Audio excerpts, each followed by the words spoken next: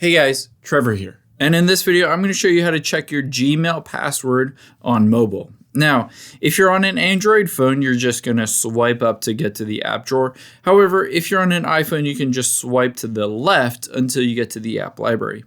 The first place that you can check for that Gmail password is we're going to tap on search here, and we're going to search for the Passwords app.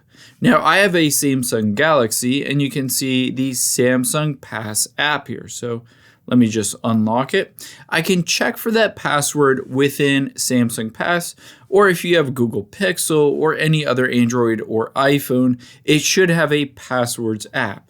If it's not in here, we'll show you a different place to check as well.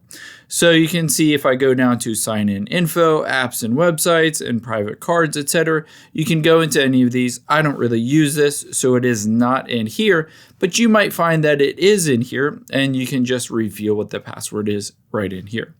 However, if this doesn't work for you, that's no problem, because the second option is we're going to open up Google Chrome, again on your iPhone or Android.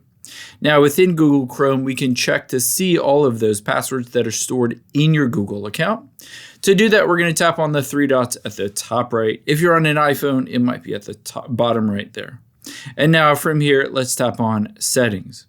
Now, make sure you're logged into the correct account that might have access to that password. And essentially, we're going to check to see your password manager. So we're going to scroll down under Passwords and Autofill. Let's go to Google Password Manager. And once we're in here, all we need to do is hit the search bar, and we're just going to search for Google. And you can see I can open up Google.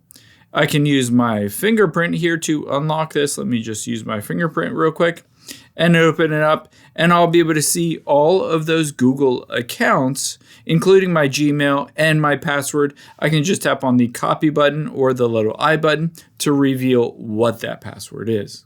I hope this helps. If it did, hit the subscribe button down below, and I'll catch you on the next one.